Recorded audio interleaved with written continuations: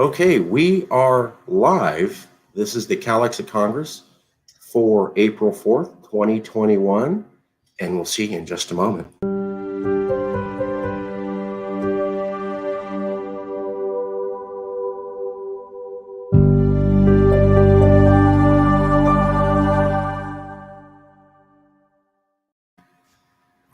I want to thank everybody for coming out here, the CalExit Congress, live on StreamYard. If you are watching us on our YouTube channel, you can comment directly and we will post up the comments. So if you're on YouTube, type in the comments and we can post them directly into the feed.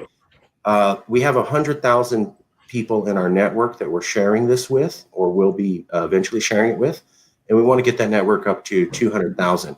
What that means is that if you're watching on YouTube, you can type in the comments and it will feed directly into StreamYard.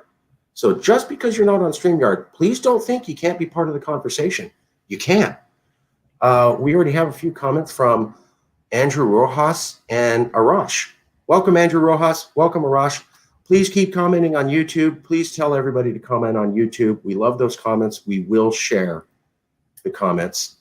If you are a CalExit Congress member and you are on StreamYard, you can type in the private chat and we will post. So if you're a CalExit Congress member, you're always invited to the meetings. You can speak. We're going to have 2 lively debates today with lots of people speaking. But you can also type comments in the chat and we can post those comments into the video as you want. Additionally, that option is also available for the public at YouTube to type the comments in.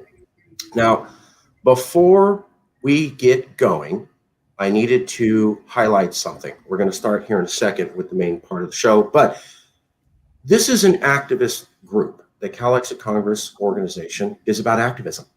It's about social justice. It's about making the world a better place. It's about standing up for California values.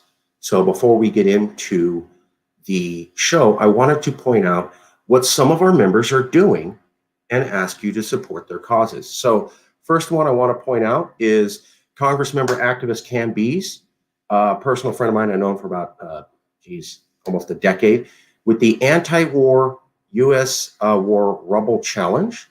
Give me 1 second to pull that up.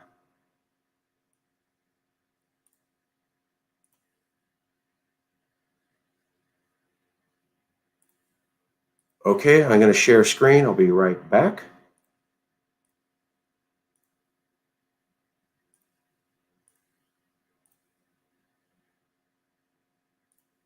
Here's the anti-war rubble challenge with activist Cam Bees, CalExit Congress member.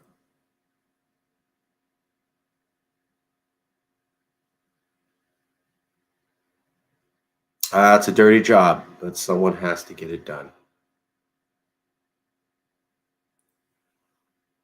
So that is Cam Bees Mostafiza Day talking about the fact that America is still bombing in Syria, and it's a protest asking people to support a limit on American intervention in the Middle East, and particularly bombing as a way of causing change. As Californians, we have always been up against war. We stood against the Vietnam War. We stood against the Iraq War. We stood against recruitment centers. We have been the most anti-USA war part of America. So I would encourage everybody to consider joining this challenge. It's called the Anti-War Rubble Bucket Challenge. All you got to do basically is you take a video, fill a bucket full of dirt and debris, and then dump it on your head. Don't pick asbestos, pick something, but you basically make a video and make it about anti-war and Syria. Fully support that message completely. I'll be doing the challenge myself today or tomorrow. Additionally, CalExit Congress member activist Julina has a audit of the Mendocino Sheriff's Department. Let me pull that up real quick. I'm going to post this document in chat. Perhaps some of the Congress members would be willing to share that around or post that on YouTube. We can do that in a minute. Anyways, let me go and show you the document real quick. I'm going to do share screen.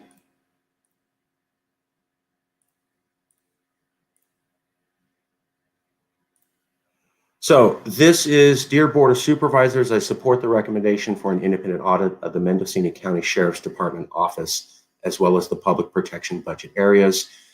You need to live in Mendocino County. This would be your additional comments. You put your name, and then you'd have to put the county district, which one was there. But if you know anyone in Mendocino County who can comment on this, we're asking you to help support that.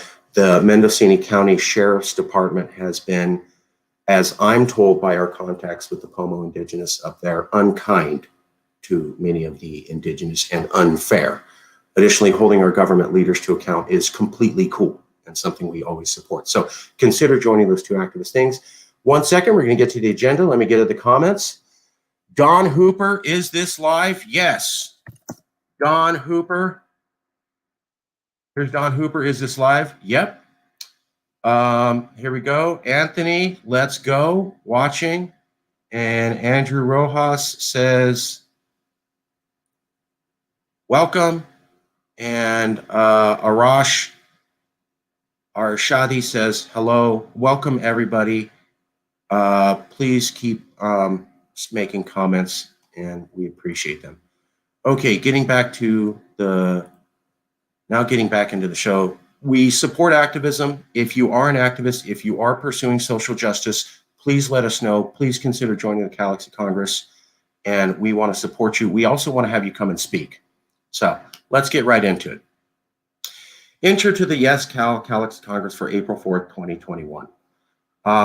Why are we here? Well, this is why. We want to have the most important conversation that Californians need to have. In fact, that's what we're calling it, the most important conversation Californians desperately must have. And it's sponsored by the Yes California campaign, but it's now turned into the CALEXIT Congress. Special thanks to our partners and our network of people who have agreed to share this conference with over 100,000 people live. YesCal Facebook, Governor Wildstar, YesCal Twitter, Adam Kokesh on Steemit, YesCal YouTube, Star Truth TV. Please like and subscribe to this channel, especially the Yes California channel. Please like and subscribe. And please consider joining our network.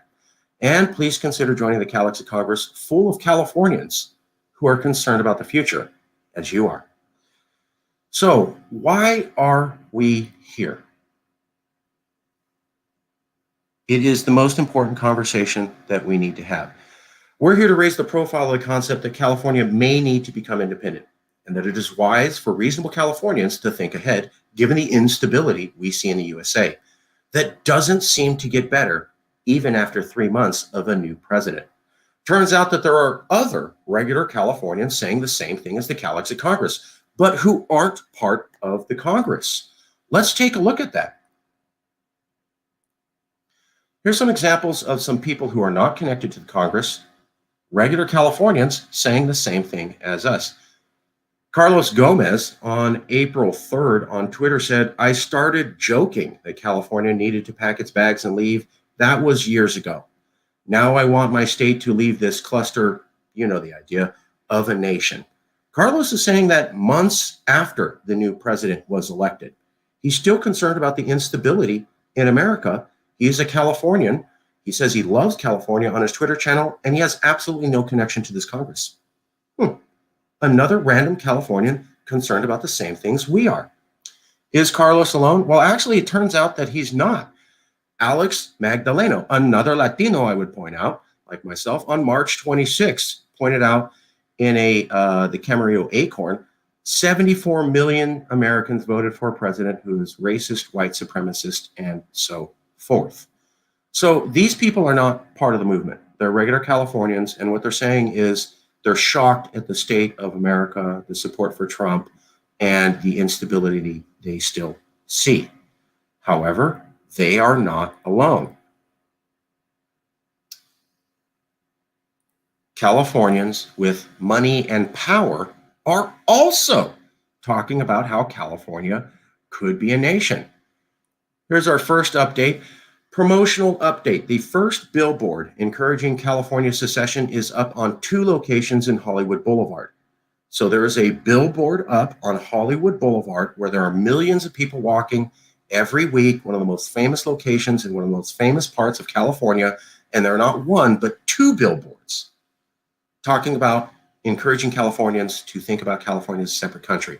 Now, this is part of the museum exhibit called Free State, which is in El Segundo. This is in Hollywood Boulevard.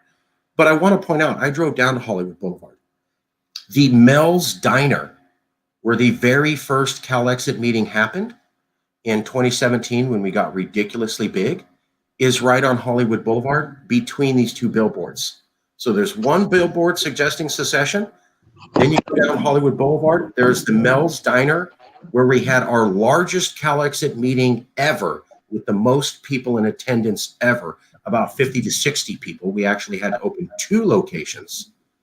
And then you go down another block and there's another billboard suggesting California independence. So I found that to be an incredible coincidence. Let's take a look real quick at what we're talking about here. I'm going to do a share screen. All right. So here we go. 1 second.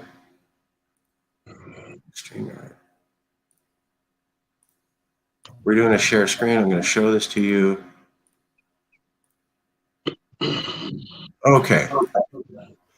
Here's the Free Republic of California. The tides are rising. Generous support of WeHo City and WeHo Arts. The Free Republic has 2 double billboards rolling on Sunset right there. So as I don't know if we can blow up that picture, but you can see it. It's a large billboard. There's a car. It's about the size of 2 to 3 cars as one, and it says pacifist and pacificist. So that's coming up, and we're very, very proud that that happened. I got to point out, we pointed out to the global media in 2016, after we got really big, they go, well, what's your next big step? And we said, file an initiative. And they go, okay, well, what's the next one? We said, a billboard.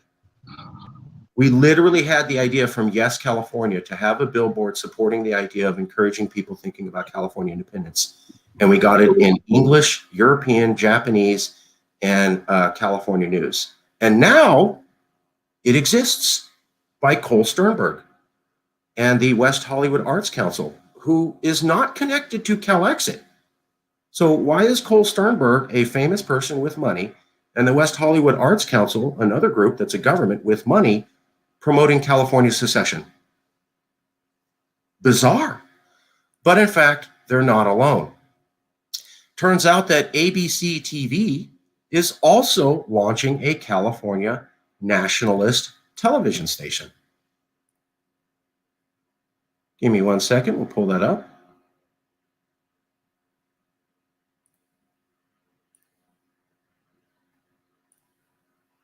Okay, I'm going to show you this.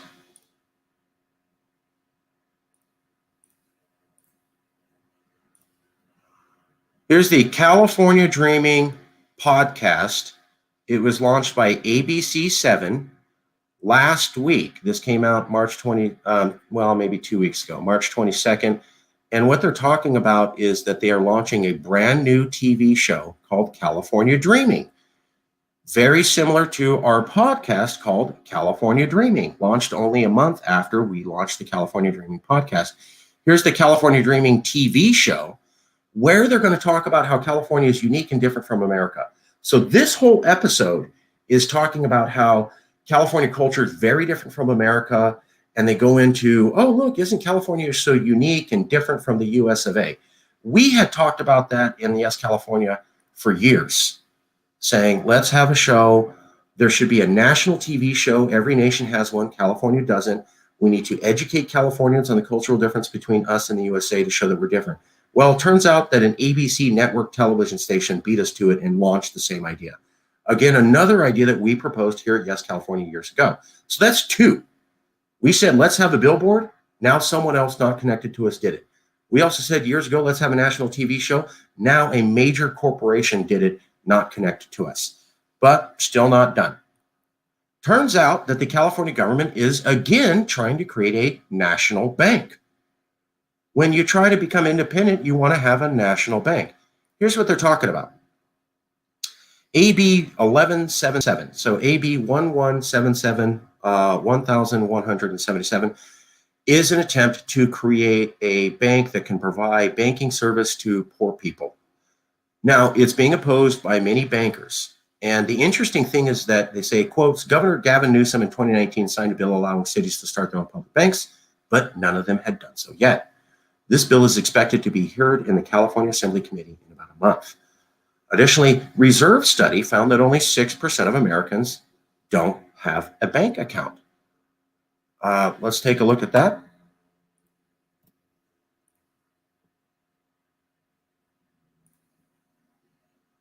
Okay, I'm going to show you this real quick. Pardon me, and we'll get started with the main show in just a second.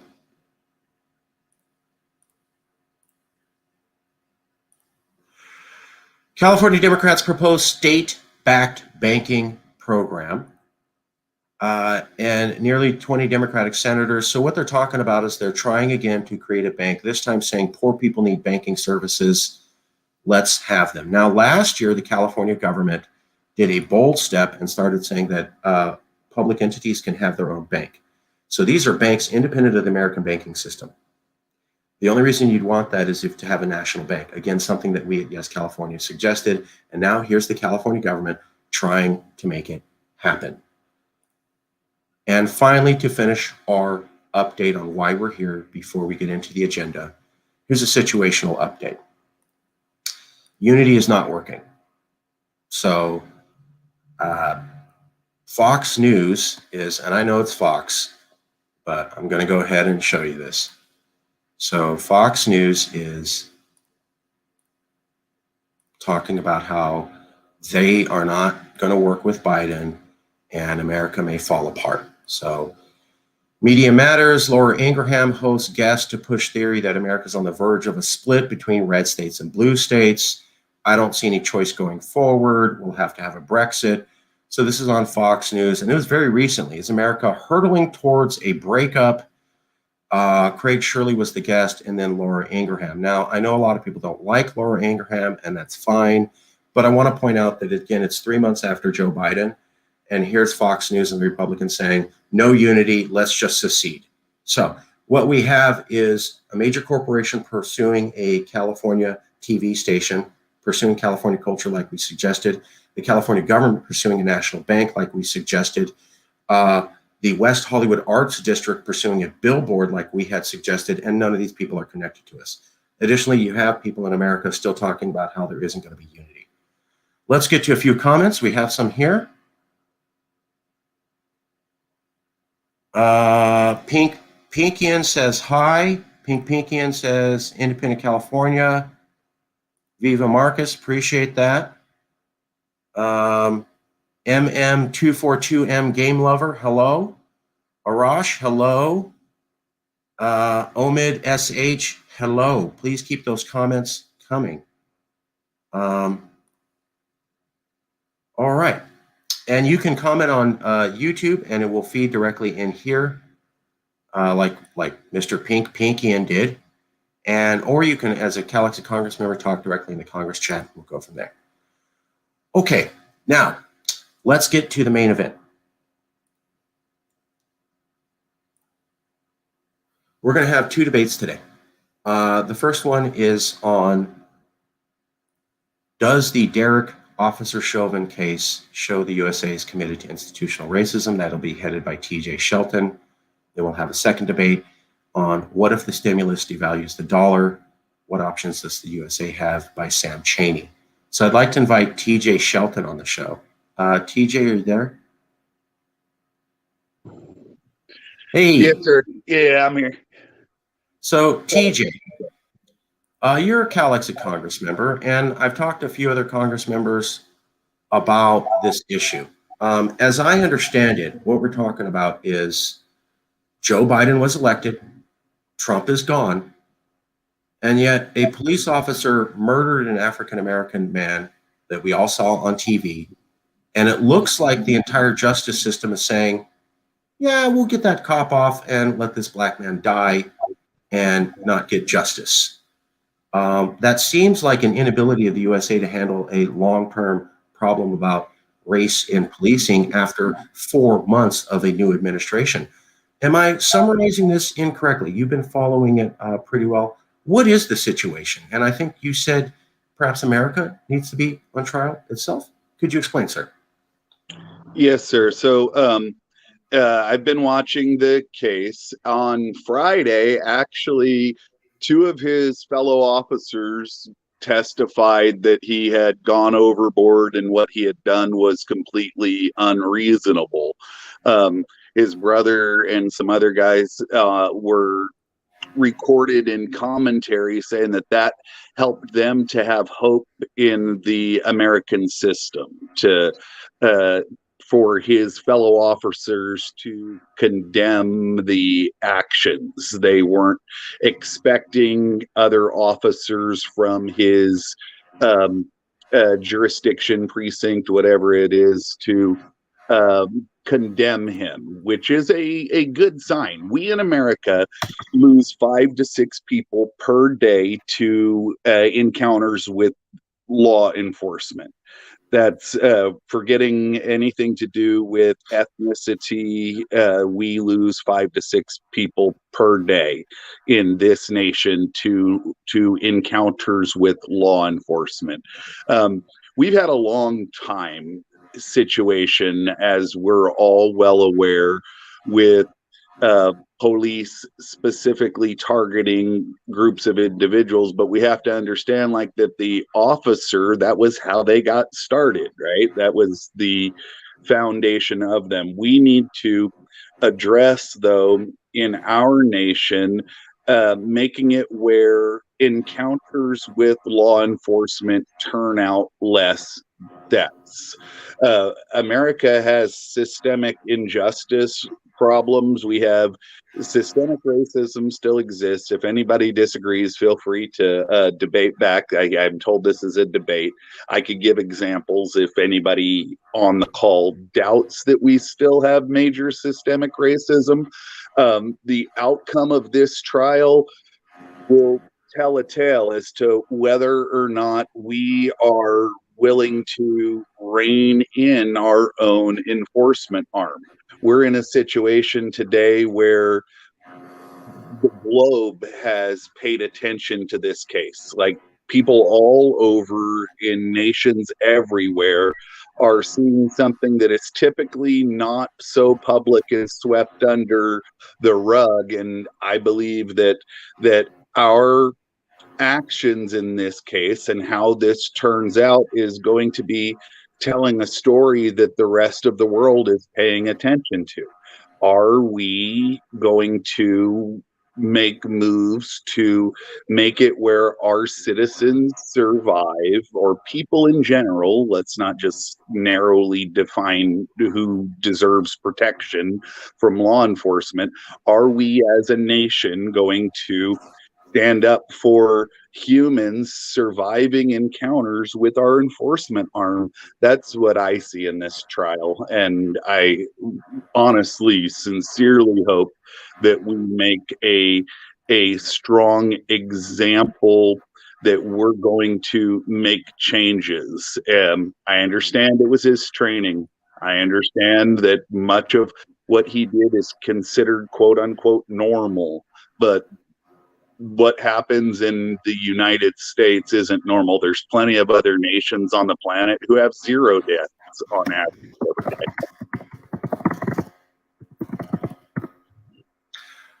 So I had heard that, talking to another CALEXIT Congress member, Governor Wildstar, in preparation for your presentation today, that, and please keep those comments coming in. As you can see, we will post your comments directly to the show. I had heard that a lot of this was about, they were already framing it as Derek Chauvin. Did he follow proper procedure? Did he not? Moving away from, hey, you killed a guy. And they were talking about how George Floyd may have had different drugs in his system and trying to present some sort of case on, he's a bad guy. And so it seems to be moving away from, you killed a man, to, yeah, but did I not follow procedure? And maybe he was a drug addict anyways. Am I getting that totally wrong, or are you seeing that narrative being pushed heavily in the USA? Well, America, the U.S. has this habit of victim blaming. Okay, they want to try the victim to shift the focus from what actually went down.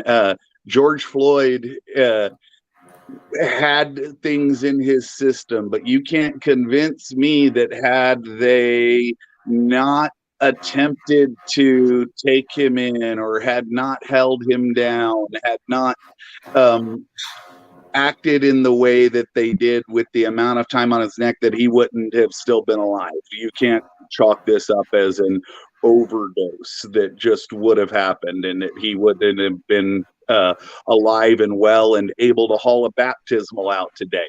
See, everybody looks at the negative of this guy. This guy had videos that he had made where he was trying to convince youth to put down guns and not engage in violence. He was somebody who, on days like today, okay, today is Happy Resurrection Day, he hauled a baptismal out for like Christian hip hop events and stuff. You can't just look at a narrow snapshot of who he was in a low point and use that to define who he is. But America does that.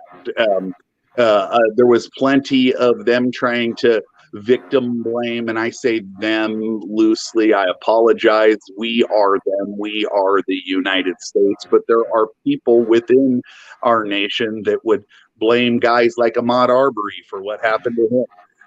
There is so much history and evidence of our nation engaging in oppressive behaviors, not just law enforcement.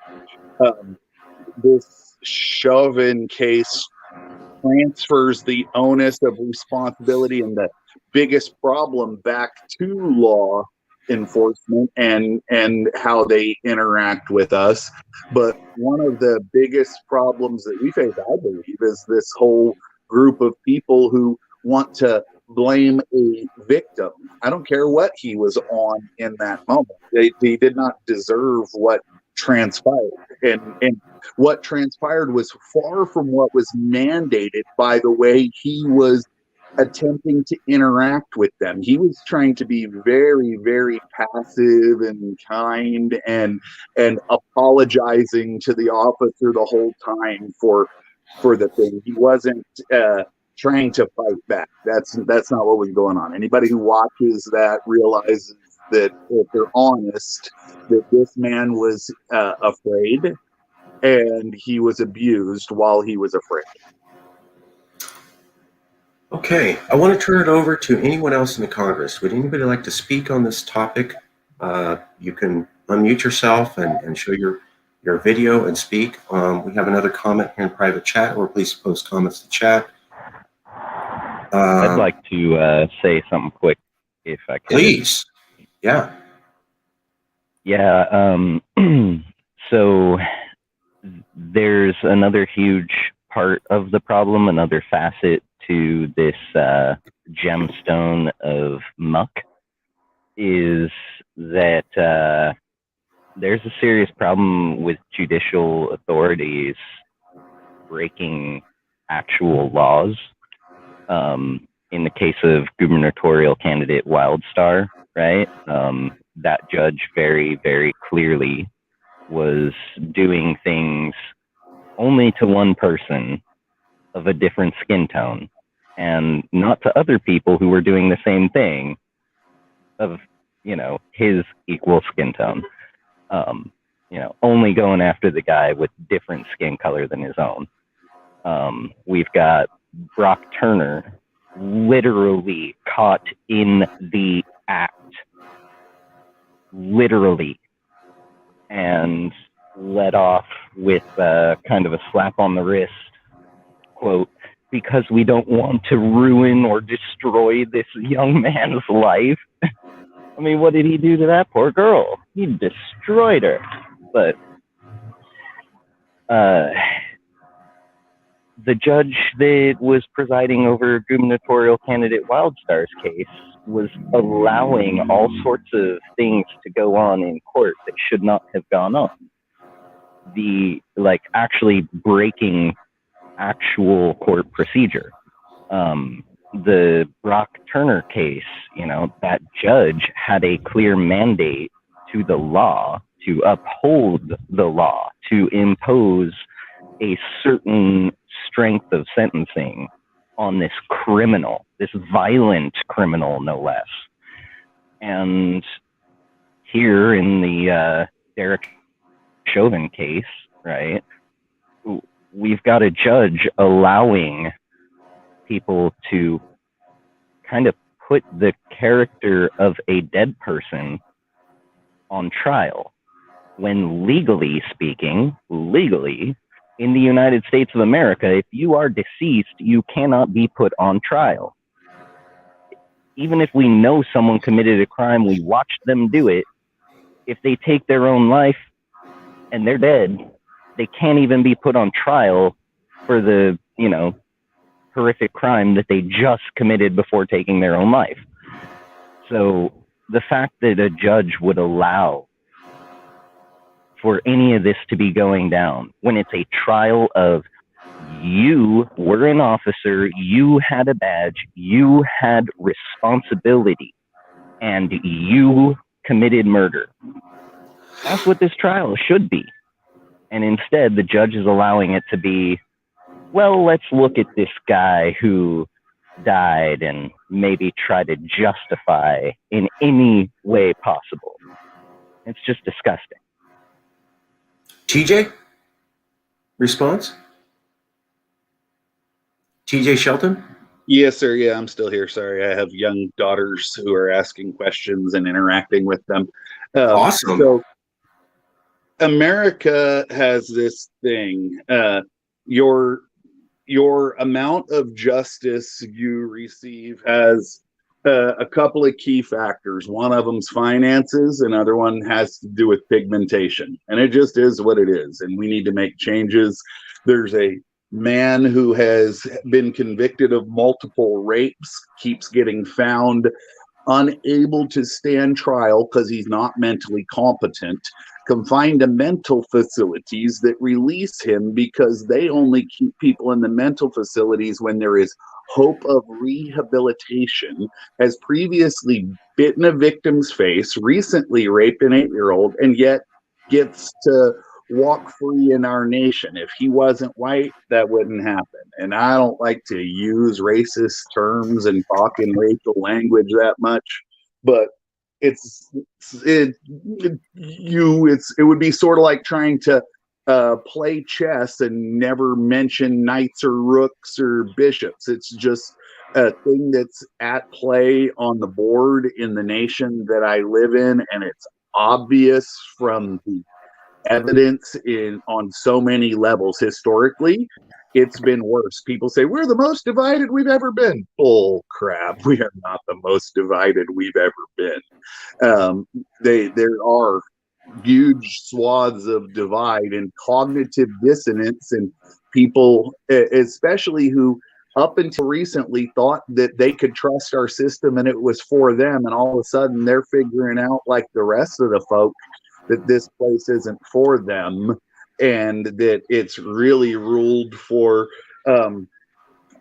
people who have more interest in capital acquisition and staying on top of it than it is for anything else. It just so happens that race is a tool that they're able to use to keep us checked against one another, and they use it consistently and regularly. And unless we as human beings try to make a big deal about it to change their path, they're not going to change. Why would they change? It's got to become painful for them. That's the way that I see it. If this case doesn't turn out with them doing something to send a message that this is unacceptable from officers, I don't know what to think as far as having hope for this nation. We as a nation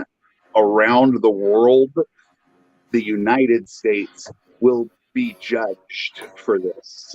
Believe that. I'm writing that in as a banner.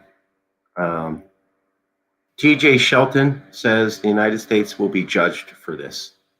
If Chauvin gets off, it'll be an indictment of the USA justice system on behalf of racial justice. Is that fair, TJ? Or am I going too far?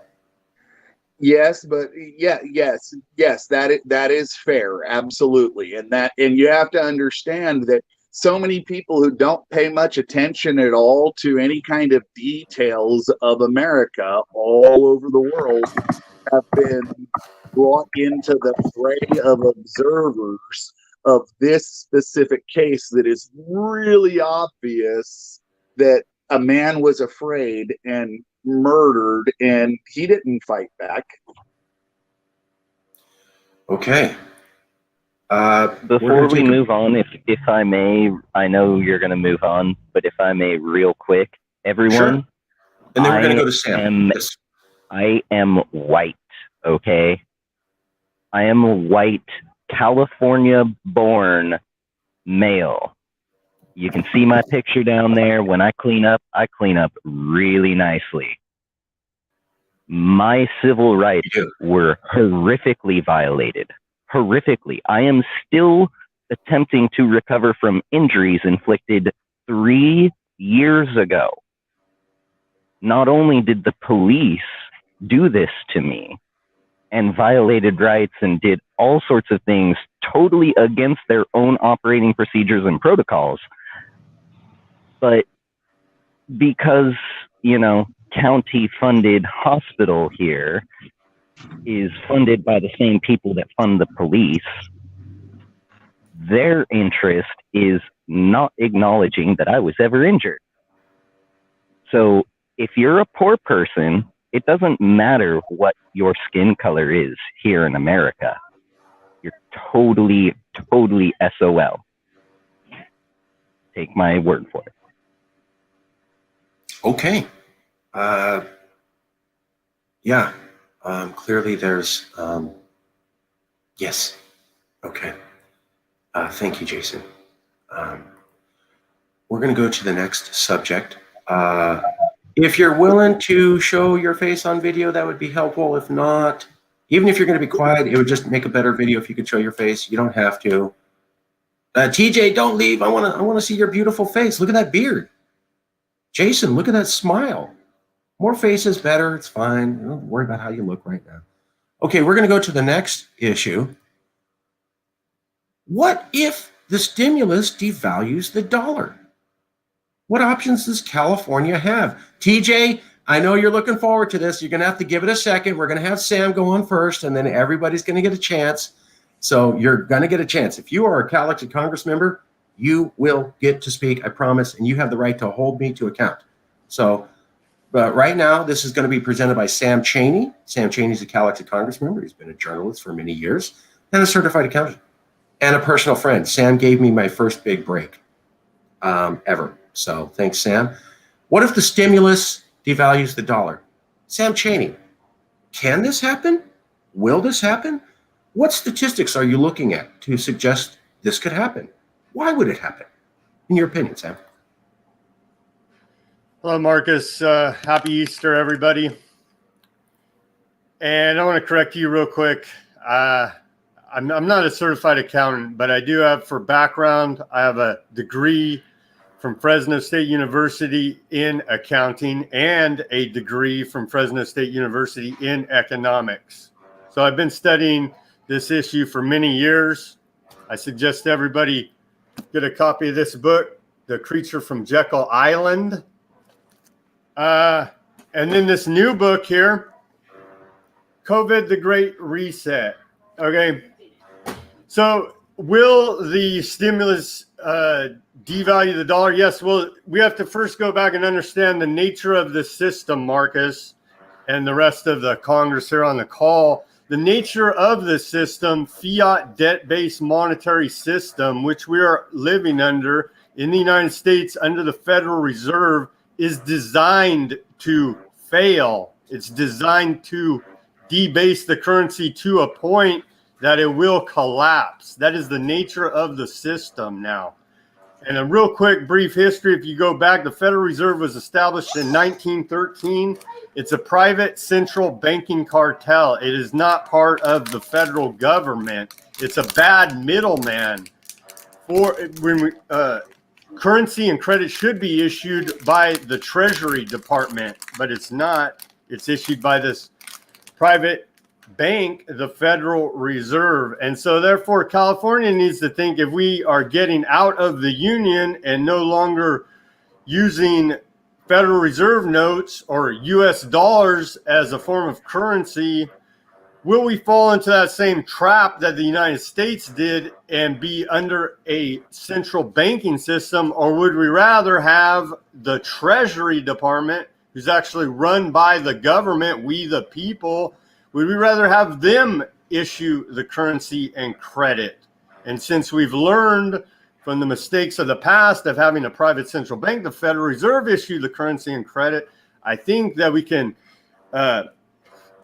forcefully say and authoritatively say we want the Treasury Department of California to issue us that currency and credit. So that's an option, is that California would have its own treasury and do this. But I think what you're pointing out is you can't get out from underneath the United States if you're still using the dollar, you see? Right. Just to help finish educating people who may not know as much as you on the subject, the USA is in a massive amount of debt, more debt, I think, than it's ever been. I sent you the link. Marcus, can you put up the debt clock? That's a great resource. Yep, let me grab that right now. By the way, if you have any links you want me to show, place them in the chat. Well, Sam will find can you show the Federal Reserve M1? Because I think that's a dramatic chart where it goes straight up. And you can see the massive increase in the money supply there. And when the money supply goes up, then your value of your dollar, your purchasing power, goes down. So yeah, give me 1 second. I'm trying to. But continuing about the Federal Reserve, it's not federal. I mean, even the name is deceptive about it, right? And so, but they're working with the federal government, with our Congress, because you got to think about who sets monetary policy in this country. That's the Federal Reserve. That's not our government. And Alan Greenspan is famous for saying the Federal Reserve is above government. Okay, He did say that. Huh? He did say that. I know he remember said him that. saying that. They're above government. Okay. And so that's the bankers telling you they're above our Congress, our president, whoever you think you are. They're the top of the pyramid now. So if we want to get out from underneath that system here in California, we need to think about sound money. And I think Marcus is going to get into the what are some options. But if you could show that dramatic graph of the M1 money supply, it's not on this one. It's not on this chart. Oh, Sam, post whatever link you want me to show in the chat, and I can do that. Okay, I think this is what you were talking about with from the Federal Reserve now. Let's see here. Where do you want me to post it, in StreamYard here? Yes, in StreamYard, in private chat. Yeah. Okay, here we go. This one, because I think this is a great illustration for the visual learners out there, that how much they massively are increasing the money supply. And it looks like there's raising taxes is just not going to cut it. And by the way, the Grace Commission under the Reagan administration in the early 80s did a study on where does our federal tax money go, and they concluded that the majority of it goes to pay interest on the national debt. So it's a lie that your tax money pays for social services. Is this the chart, Sam? This is the chart. And you see, we go along the chart. You could start in 1980, right? And it's pretty flat. And then we hit, and then it starts going up. You see the bailout, right? In 2008, we had the credit crisis, the housing crisis. You see it go up a little bit, right? A little increase, and then we get to 2020 and it goes straight up vertical, right? And you can see it right there. And that's a dramatic increase now. Okay, so that should concern everyone who is working and trading in US dollars, because when it goes up, the value of your dollar goes down. That's your purchasing power. And really, at the end of the day, that's the only power us little people have, is our purchasing power, and they're massively debasing the currency at a record pace now. And the only conclusion you could reach is that it's part of the Great Reset here. This is from Klaus Schwab, part of that World Economic Forum, a big-time European economics professor that leads these discussions globally about the direction of the world economy. And so you can see that the massive increase and the national debt here now. Let's see if we can find the debt clock. Did you have that, or did you want Just me to post it in chat, Sam? Post it in the chat. Let's take a couple comments, and we'll come back to you, Sam. Post, Sam, while we're letting some other people comment. Post Okay. the links you want me to show in chat, and then I can come back after comments and show all the links you want. Okay. By the way, this is why you want to come out and present. We can do title bars. We can show all the links you want. You can come and present on any topic, and the amount of research you put into it, we can make you look better. Let's go to TJ Shelton. TJ, how do you feel about this? Is the dollar, could it be devalued? People find that a wild concept. Is it possible? So the creature from Jekyll Island, they didn't even use their real names when they got together at said place, right? Okay, so they designed our banking system. We have, as a nation, been trying to push the whole world under our banking system and keep them under our banking system. And we will chop your head off if you dare try to leave our banking system. TJ, that's a key point. That's a key point you just made. The U.S. dollar is the world reserve currency right now, and like you said, not for long. If other countries don't want to trade in that world reserve currency, we will use by force our military to overthrow your country. Okay, because it's not backed by gold or silver. It's backed by the might of the U.S. military. Yes, sir. That is exactly correct. Unfortunately, that's what we have been doing. And that is, the way I look at it is they've been running downhill, kicking a can. And if you keep running down a steep hill, you go faster and faster. And they've been keeping the can kicked in front of them. Man, I am impressed with their agility. I am so impressed with their ability to stay on their feet. But like, if you go back 5-6 years ago, people were like, well, China can't trade with other people and people can't trade outside the dollar. They're going to have to come up with a way to circumvent using the dollar. And now today, if you look at it, that's already happened. The cork's out of the bottle. They're trading outside the dollar. The dollar has only been the reserve currency for so long because it was the tallest dwarf in the room. It was of all of the short, crappy currencies that there could be out there, this was the tallest one. And by the way, we were going to, again, remove your leadership if it dared to try and trade outside of it. I've had people over the years who are like, I'm buying dinar, I'm buying this, like convinced that now finally the dollar's going to collapse. So they're investing in these other countries and other places, shorting the dollar, and we'll pull another rabbit out of the hat. Obama got it. Hope and change. I'm closing Guantanamo. I'm doing this. I'm doing that. He ends up getting the $250 million from Goldman Sachs, and he allows what happened in Libya to happen because why? Because Gaddafi was trading outside of the dollar, so we couldn't have that. We back 2001 when the World Trade Center went down, we had 10 nations that weren't part of the IMF. Right now, there's only 3 left that aren't part of the IMF. That would be Iran, North Korea, and Syria. So that is where we are today, and it's sad that we have fought so hard to keep the dollar afloat. But as it's exploding, you can bet your dollars are not going to be worth much more than toilet paper eventually, as guys like Elon Musk, who was trying to be Team America for the longest time, saying that Bitcoin was for criminals, he jumped ship and he's shorting the dollar now too. Okay, any other comments on what happens, and is it possible that the debt could go beyond anything we've ever A seen. little more history about it, real quick. Yeah. In 1971, President Nixon took us off the gold standard.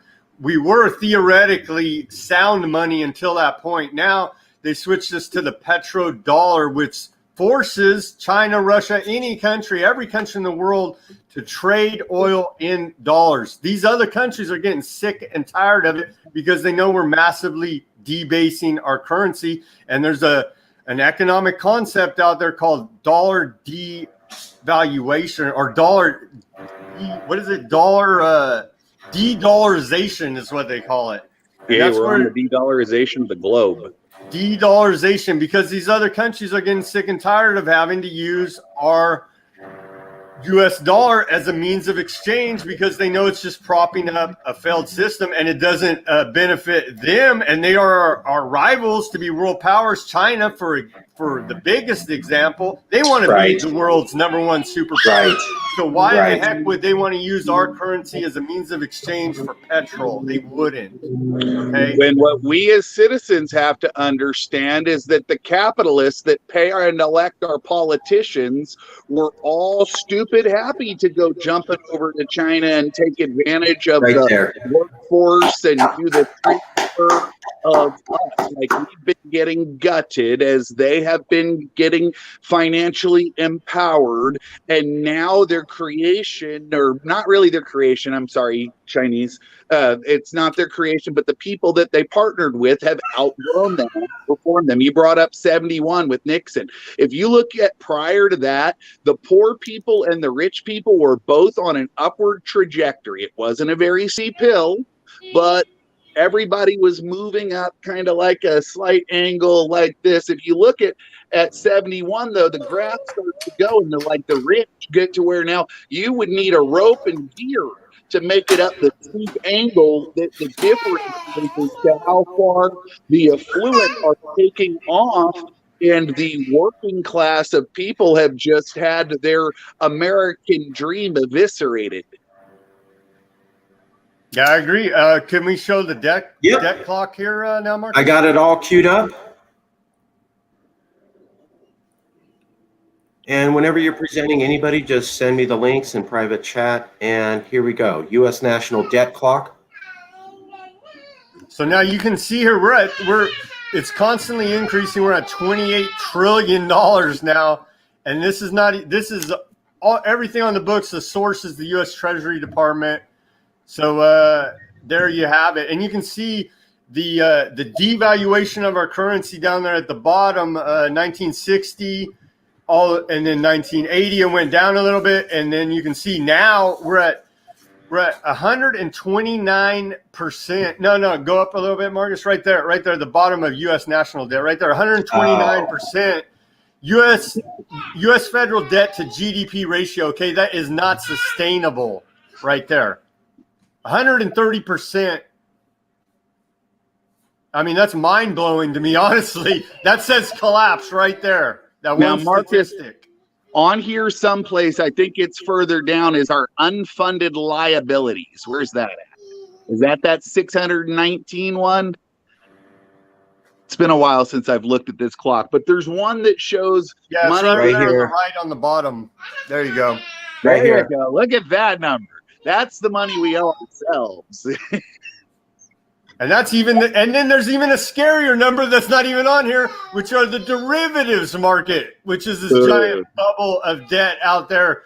Okay, so the whole system should have collapsed in 2008 with the housing crisis. It didn't, because the Federal Reserve came up with this idea called quantitative easing, where they are buying U.S. Treasury bonds to keep. It's the snake. If you can picture the snake biting its tail, is exactly what it is. The system was never designed for the Federal Reserve to buy the debt, but they are, and that's how they continue to prop up this system. But this system is coming to an end.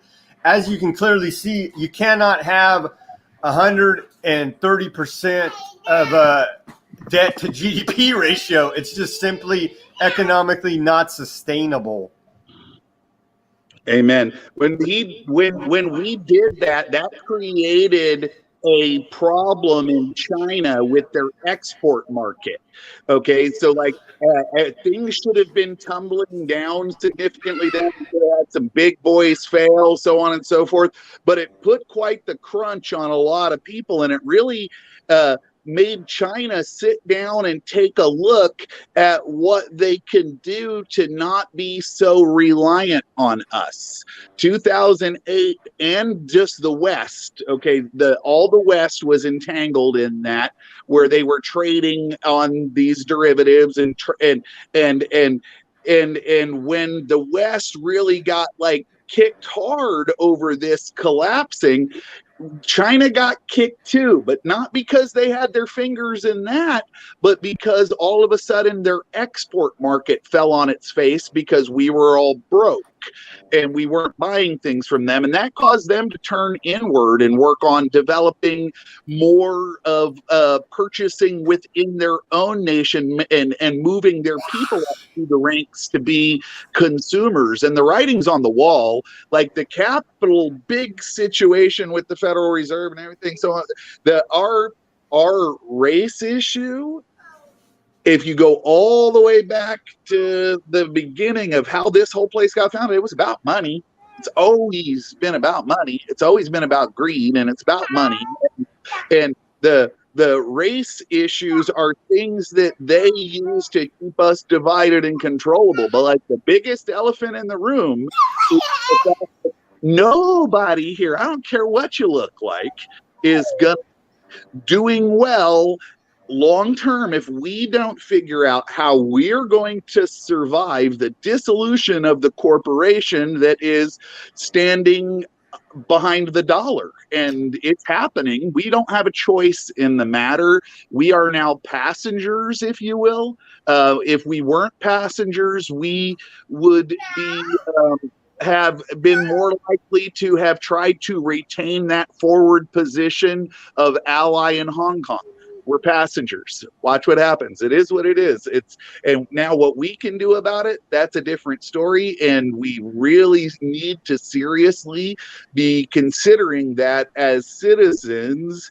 And we can't let our politicians and media and stuff blame and paint China as the evil bad guys, because they're the ones that ran over there to make money off of this explosion, and now they're no longer in the driver's seat. Where do they leave us? That's a good question. Now, the bad guys of this are the Federal Reserve, and it's all part of the banking cartel. Like you said, the IMF, the World Bank, the Federal Reserve, the International Bank of Settlements, they're all one cartel controlling the monetary system of the world, and it's not sound. It's fiat. It's based on the force of military threat. It's based on the threat of violence, and so we don't want a currency based on the threat of violence. We want it based on some type of sound economic principles. That's a good point. That gives it some intrinsic value, and we have the natural resources here in California to back up our own currency now, but we're just wasting it with idiotic economic policy. I don't know how else to put it. That just squanders natural resources.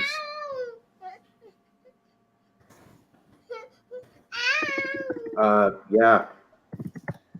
As an example, this was not much of a debate. I agree with him on everything.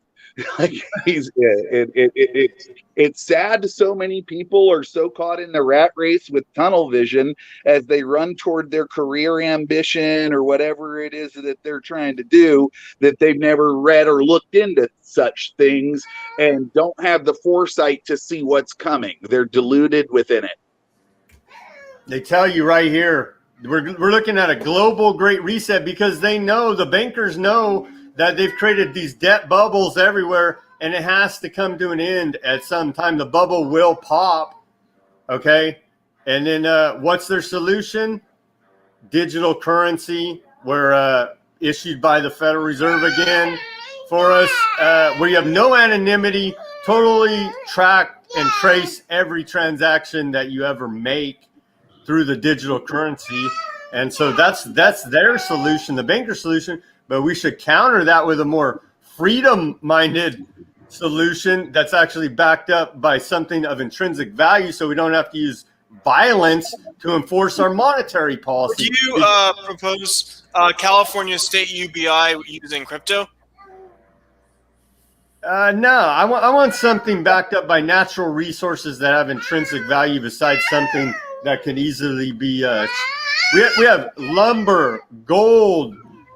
We have a lot of natural resources here in California, to name a few. And so a basket of those resources to back up the currency, making it sound, and then also possibly cryptos too. Throw that in the basket too. I mean, let's take a serious look at what our options are here now, and we have a serious adult discussion with about what the future is going to be, besides just listening to the dictates of the failed Federal Reserve System, which is going to collapse. So let me, if I may jump in real quick.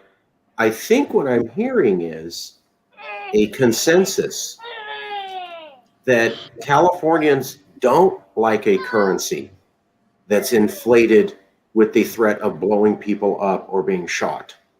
And that if California was independent, we would not want to have a currency that was based upon the idea of military threats, military bases, potential invasions, and openly talking about regime change, basically intimidation and threats of violence. Am I hearing that right? Is anybody opposed to what appears to be consensus? Because I think I'm feeling a proposed resolution coming on. I'm just listening to what you all are saying. I'm hearing a couple different Californians all saying the same thing. Am I wildly off base? TJ, Sam, is this not what you guys are heading to? Well, I think that's the only moral thing that we can do, is not kill people that don't want to use our fiat currency. Jason Wright, you have a comment, brother? Yeah, a couple of comments. More recently, the thing about the resources being used to back, right? Like, you know, when the dollar was actually on the gold standard, you know, a resource that there is an amount of that can be accounted for, that, you know, you base the value on that resource. Jason, just real quick, the Federal Reserve's never been audited in over 100 years. We don't even know what these guys are doing with our money behind the scenes. Yeah, I know. It's been a long time. I know. That's why I said back, you know, when they were. But there's this thing called tokenization. I've heard gubernatorial candidate Wildstar discuss this. I believe I've also seen discussion with Alistair Caithness, our Scottish, not ambassador. Pardon me, I'm having a lapse right now. Advisor, sorry. I'd also like to point out that any solutions that we may come up with, you know, for all of this would be nice, but ultimately the likelihood that we're ever going to actually effectively implement it while still under the United States federal government's rule as Californians, it's slim to none. Every time we try to do anything that's good for California, the federal government shuts it down rather quickly, claiming it's unconstitutional and stuff.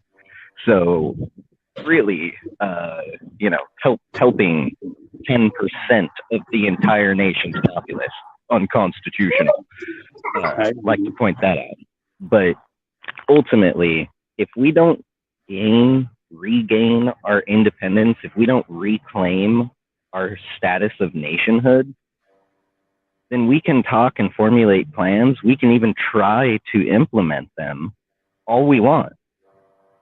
But ultimately, there's a very strong likelihood the federal government of the United States of America is going to shut us down left and right. So, They'll go to war even over it, and they have continually gone to war over the dollar. So yeah, they'll go to war with California for sure. So I'd like to return back to the proposed resolution, and if I could get some feedback from Congress. Is there a consensus that we as Californians are saying that we do not approve of an inflated currency that is inflated through military threats, basing agreements, intimidation of other nations? Am I wildly out of line saying it seems that people approve of that? I'm a human being who hasn't approved of that for a long time, and I've been all over this country. I live in California now. Sam? Yes, I approve of that. Jason?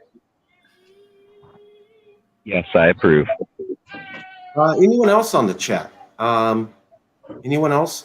John Bowman also approves. If anyone's opposed to that idea, please say so now. Christine approves also. Robert also approves. Okay, thank you. And I'll add that obviously I support direct cash payouts, but that's only like a small fraction of the spending bill. So if it's going to be a resolution, should that be referenced? Sure. We'll send this over to the committee that drafts resolutions. TJ. We do realize that most of like this paycheck protection plans and all this like explosion of the quantity of dollars in the system has mostly centralized into people that already have, right? If you're a corporation who has 10 employees, you got covered in pretty decent ways if you were able to qualify for this. Houses of worship of all different kinds. Ruth's Chris Steakhouse got busted for double dipping with their hamburger joint, right? Okay, this explosion of the quantity of currency hasn't gone toward like things where I'm not sure who was just speaking, who is more concerned about the individual human. Most of it hasn't gone to that. Most of the money in these omnibus things that have been killing us for long, it aren't for American people as far as the individual goes. And I don't know that I have confidence that we can do anything about it as a nation either, because most people are just totally unaware of there really being a problem.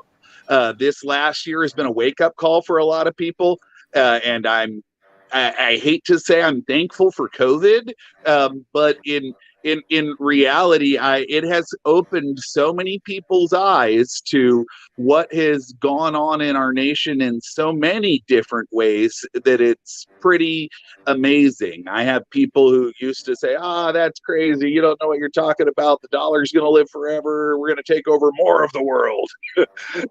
All of a sudden they're like, about that. It's the same thing with like before Floyd blew up. I was marching around City Hall before Chauvin put his knee on Floyd's neck for all those minutes, and people would be looking at me like crazy, and I was having trouble with people thinking that my stance on the idea of systemic racism was overblown. And then George Floyd happened, and now it's all people who like would just call me an idiot and send me away before all of a sudden wanted to have a conversation. Right there. Conversation right there. needs to be had. Right there. And I second TJ's notion that COVID is actually a blessing upon us, and we need to take this opportunity to continue to educate people about the corruption of the system. Okay. Okay. Any other comments? Any Congress member comments? Okay. Then we will move on to the Congress votes section. We'll start in 30 seconds. Let me just do a break. That ends our debate section. Thank you for participating. If you have important social justice issues, if you ever need us, please come by. Congress is now going to go to the formal session where we talk about publicity proposals and votes till about 12:30, and then we'll end the meeting. So give me 1 second to do a transition.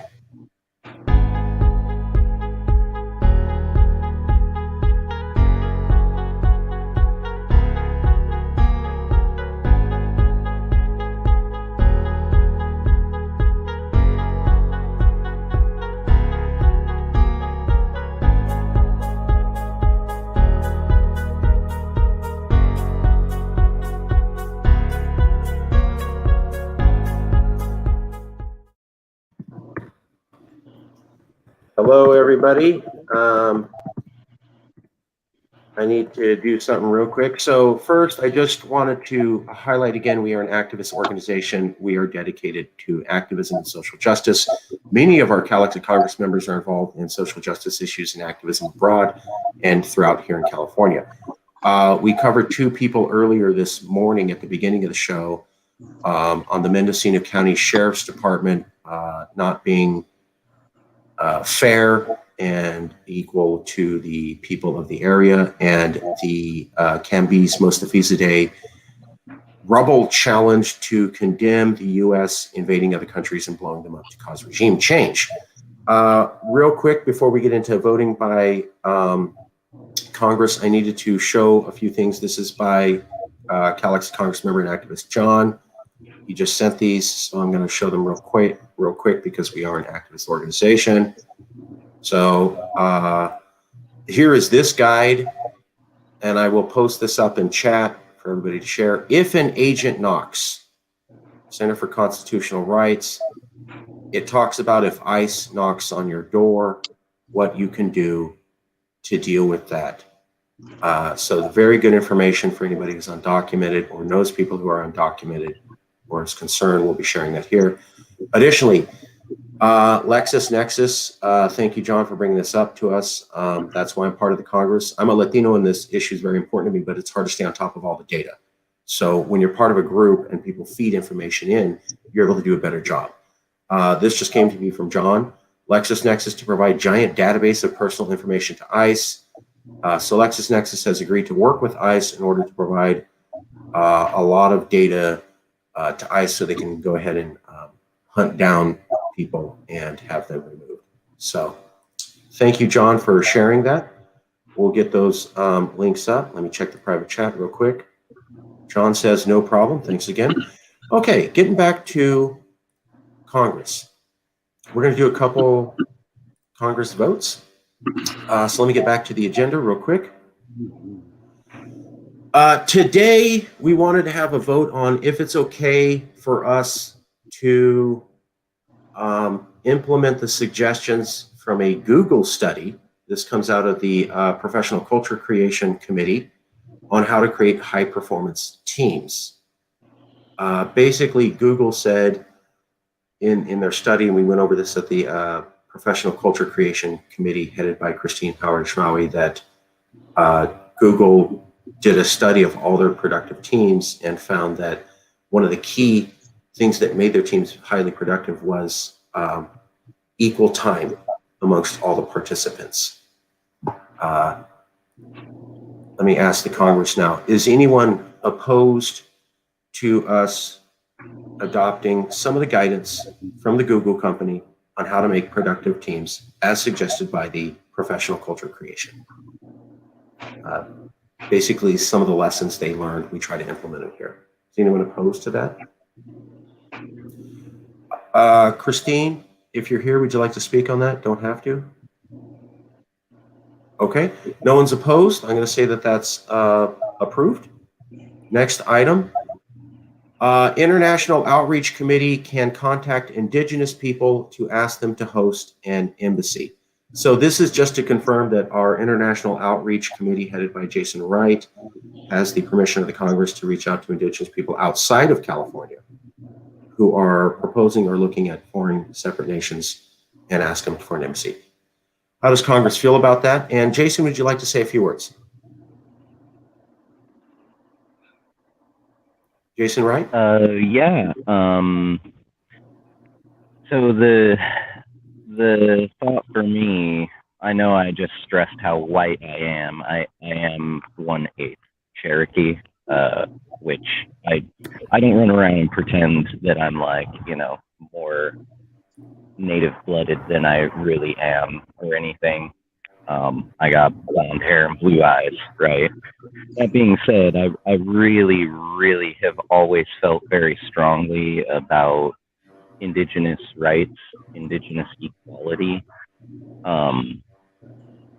Growing up here in California, I couldn't help but notice some of the names of some of the things, like what's known as Squaw Valley, which actually is like, it's a racist slur.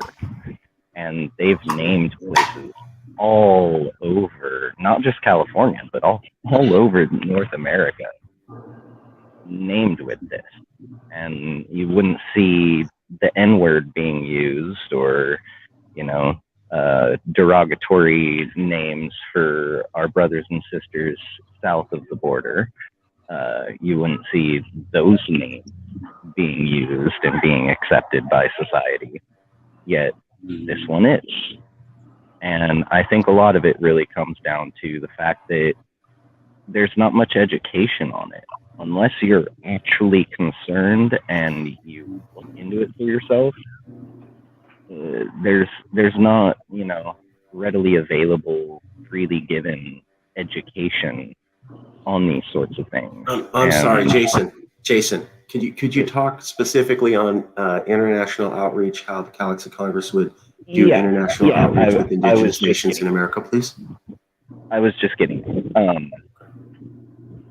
Because of this kind of depth to the issue, I feel that Californians reaching out, one, I'll go ahead and say, you know, the Yes California media angle of it, right? It's embassies, cultural embassies opening up.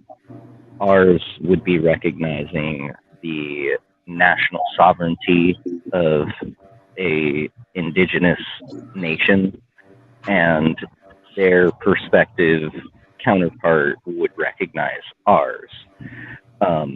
This could bring us all closer together, which could then theoretically provide the means for more education on these insanely complex issues that a lot of our brothers and sisters face. And I'd like to stress that Indigenous nations here in California face a lot of the same issues. Reaching out to California Indigenous nations already, but the ones across the rest of North America, I feel that it's only kind of natural. It just fits with what we do. And that's my perspective. And if anyone feels any differently, please tell me. I'm sorry, 1 second. Yes. Pardon me for a second. I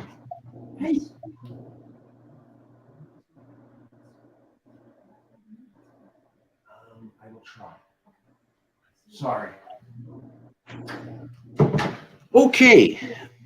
So specifically, Jason was talking about Yes California outreach committee approaching the Lakota and the Navajo, in addition to other indigenous nations in America outside of California, and asking them for an embassy, as we've done with Baja California.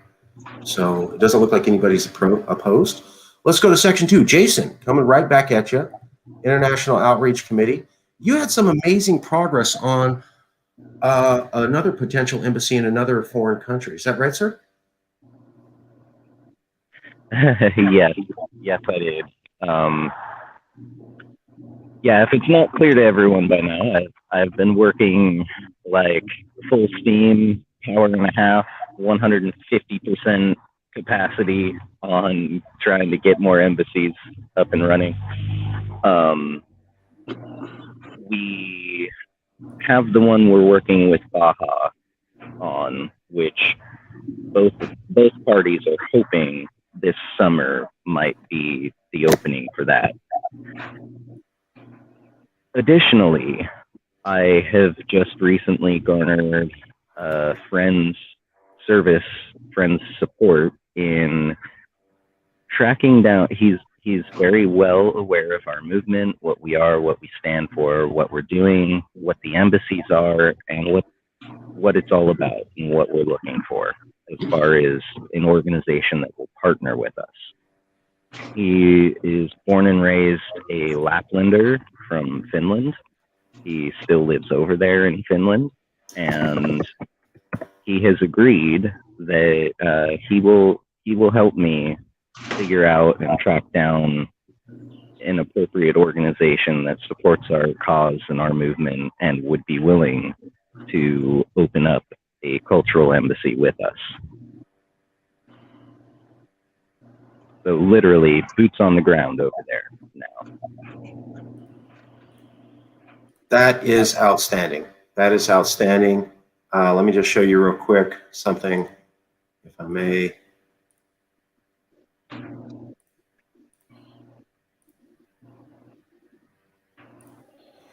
So this is the International and Domestic Issues Joint Committee with Jason Wright and Robert Stark. They meet every Tuesday at 7. A lot of the resolutions are coming out of that committee. And I think a while back I proposed that we should have a website that lists officially all the embassies, including other independence movements. That's a good idea. I remember that. How many of them have been officialized? The only one. We are working on Baja. We had permission with the Movimiento de Independencia de Baja, MIBC, and they were going to host a YesCal embassy in Tijuana. That was the location they had. One of their members got sick. He was the main guy that was ruling on real estate. We are working with Cuauhtémoc, and they're doing some internal shifting in their organization. But basically, we had approval to build one in Baja. And the other two, Catalan and the Cape, those haven't been. Where'd she go? Those haven't been finalized. Correct. The next logical one would be possibly an indigenous nation in Lakota territory or Navajo territory, if they would. Jason also made a huge inroad in Finland, but Jason also was able to contact, I think, some other European country ambassadors. So we are interested in building embassies for Yes California with any sovereign nation or official independent nation. Basically, they're cultural centers. It's a publicity project to show that California, being a nation, would be recognized by many people around the planet. So physical, not just online physical space. Correct. You have a physical space in that country, and it says, hey, this is dedicated to a future independent California. And then somewhere in California, we have a physical space saying, hey, this is dedicated to this other country, which could be an emerging country or an official country. And basically, we were able to get into the news because what it shows is that people in other parts of the world or America recognize this concept of California being a nation and are not completely opposed to it. It's not a foreign concept to them. And so these cultural embassies, as we call them, allow us to do that.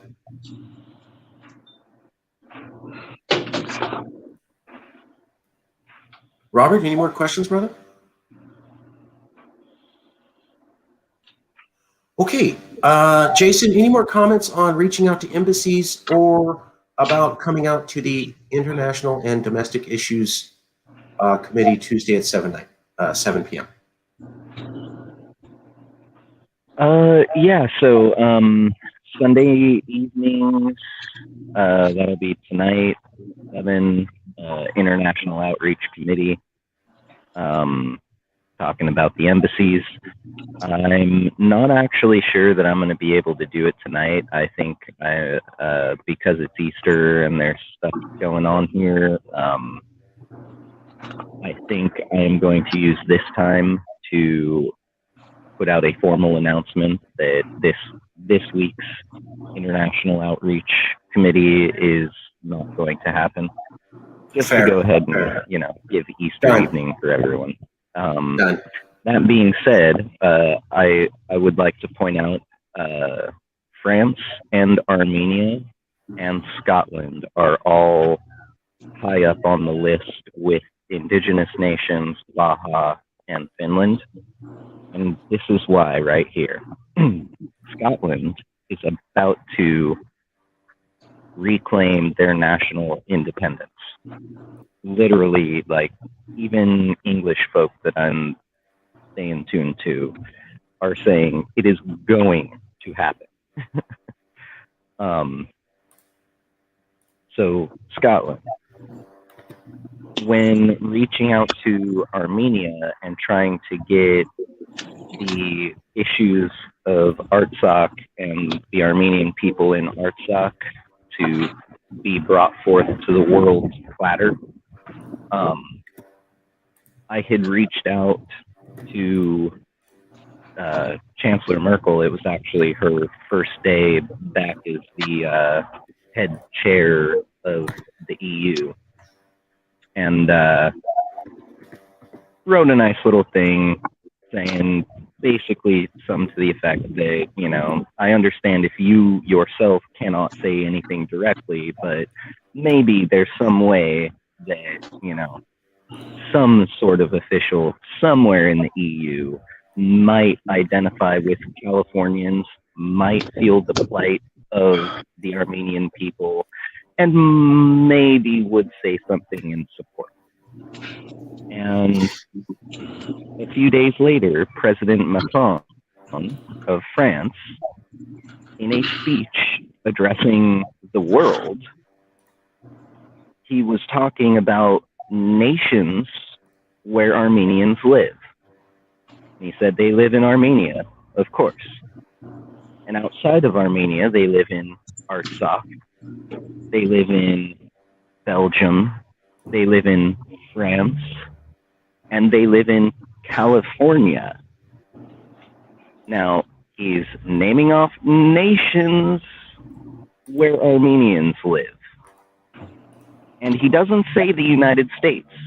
He doesn't say California and then the United States. He says California. So, not only do I want to reach out to Armenian folk because we have such a high percentage of the world's Armenians outside of Armenia here in California, but also to France, because they have been supportive of both Armenians and Californians. So Okay. if anyone has any objections to any of these, please let me know. Feel free to email me if you're not here on the meeting right now. Email me, let me know. I am totally open to discuss. It's not like, you know, heated debate or anything. If you have an issue, I really want to understand and see what we can do to fix any problems. Thank you. Okay, contact Jason, International Outreach. Okay, we are at 12:30. We're going to end the meeting in a few minutes. We'll end a few minutes behind. There was one additional topic I needed to cover with Congress, and that is this. Many of you have already heard about this, and basically many of you have already said yes, but today we're announcing that we would like permission from the Congress, and basically we already have it. We have a majority of people saying yes, but I'm looking for everybody here, if I could get your yes vote. We'd like to start offering online training courses in particular topics related to independence. So everybody's watching videos. Videos are a way to build your YouTube channel. Everybody's sitting at home watching StreamYard and other things like that. Having an online training course is something that many people have done in order to grow their YouTube channel and grow their persona. It works very well, and many people do it. We would like to offer 3 types of training here at Yes California. 1, California history as a nation and how we were illegally acquired, annexed. Number 2, the right of self-determination under international law. And then number 3, California's assets and strengths if it pursues independence. Now, again, none of this is saying that you have to endorse CalExit, and none of this is saying that California must be independent. But in keeping with the goal of the Yes California CalExit Congress, We're trying to raise the profile amongst 40 million people that it is reasonable to have this conversation. Having training courses where we say you don't have to buy into it, but we just want to teach you the facts of how California was an independent nation and was acquired illegally under international law. We just want to teach you the facts of international law relating to the UN article ensuring self-determination on, I think, Article 22. And we just want to teach you the facts about if California was independent. Don't have to approve, don't have to not approve, but we thought this was a way to grow our YouTube channel, bring people in, grow members for the Congress, showcase the Congress, and if we grow the YouTube channel, it can also do funding. And we think that when you're able to provide courses that are based upon facts, it raises the profile of the organization. So we thought this would be a good idea to raise the profile of CALEXIT Congress, and we wanted to have this fully operational within the month. A majority of the members have already said yes, but let me ask the people here. Rabbi Axelman, John, Robert Stark, TJ Shelton, Jason, Sam Chaney. How do you feel about this idea? Would you be willing to support it? John says, I approve of it. Thank you. Sam, It has my vote. Okay, Jason, that's a yes. Sam, would you be willing to support this? YouTube censors any of the truth, so there's that. Is that a no or is it a yes? I'm sorry, I have to ask. I wouldn't work to build my platform on YouTube. They're going down. They're going downhill fast. I would work to build it on other platforms that are more open to free speech. Okay, are you opposed to us placing this on YouTube? Yeah, I'm not opposed, but what Sam said, like with censorship. So John in the chat said we can also put it on BitChute, like sites that are less likely to censor. But the downside is we're going to get less of an audience, or more narrow audience. They take it off. They take it off. I mean, I don't know if there's a reason. Or as a backup, we could do that as a backup. Yeah, that's a good idea. We could do it kind of like we're doing Zoom now, or doing StreamYard now instead of Zoom. How we switched here to StreamYard so that we can do multiple platforms at the same time. Theoretically, we wouldn't really, I mean, do we need to go with just one platform? And we possibly do, like, you know, as many as possible all at the same time. Extend that web. I mean, I've spent a lot of time and energy. I got 1,600 YouTube videos, and they demonetized me a long time ago, and now I have 2 strikes hanging on my account by a thread, with threat to delete my account because I disagree with the World Health Organization. Okay, so that's YouTube policy, and it's changes constantly. So if CalExit or Yes California happens to fall out of line with Google, YouTube, you could better bet you're going to be censored. That's all I'm saying. Okay, fair enough. Fair enough. So everyone is okay with us moving forward with the CalExit Institute concept on Congress. Am I hearing that acceptably? No one is opposed, horrible idea, can't live with it? What we're talking about is watch out for putting all your eggs in one basket with YouTube. Makes sense to me. StreamYard allows us to broadcast to multiple things, including Twitch and Steemit and Facebook, and I think anything with an MPMD URL. So I'm all for we could do the training here on StreamYard and broadcast it to multiple channels at the same time. Never put all your eggs in one basket. Makes sense to me. Provided we don't put all our eggs in one basket, is everyone okay with this idea? Right now we have Marcus, Jason, Professor Walter, Nicholas Wildstar, Quatamak, Sam Chaney, Robert Stark, Farhad, Cambiz, Christine, DeWonk, Stephen, Axman, the Rabbi, John Bowen, Lewis, TJ Shelton, Julina Costa, Alejandro de Barca Ile, Aaron Gleason, Stephanie Bridgman, and Brett Pike all approve of this idea. Is anyone opposed? Okay. then it's a done deal. It passes. Typically takes How longer many for us to get total- votes, but we're moving very efficiently. votes is that? I'm sorry? Just for my note taking, because I've been taking notes this whole time. How many total votes is that? Total yeses or total people who were asked? Well, people who cast a vote either anyway. I think it's 18 Nice. Okay. out of voting members. Thank you. And there's a few members who abstain and who are just advisors.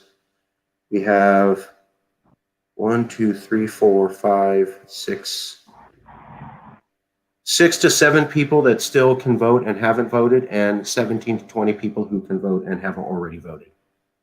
So pretty good. I mean, I got to say, I send you all a text message. I try to make it a real simple question and just yes or no. That seems to be working well. 70 to 20 people responded with that text message yesterday, and I need to follow up with 7 people, and a few people abstain. You don't have to be a voting member. You can be an advisor or you can abstain, but we'd like you to be part of the Congress. Advisors don't necessarily get a vote, but they do get to come to meetings and call us out if we said anything wrong. Any other questions about the CalExit Institute? Any suggestions or any concerns? I think you all brought up some valid concerns we need to watch for. Thank you for sharing. Okay, well, then we're going to end the meeting. You don't have to go. I'm just going to end the broadcast. Stick around. We'll have some more conversation. I'm going to go to the branding, and we'll end the broadcast live, but you can still be on the show. Yes, Sam. Oh, okay. All right, later. Bye. All right, Happy Easter. Okay. Thanks, Sam. All right, we're going to go to the end of the broadcast, and then we will come back, and it's live chat, but not recorded.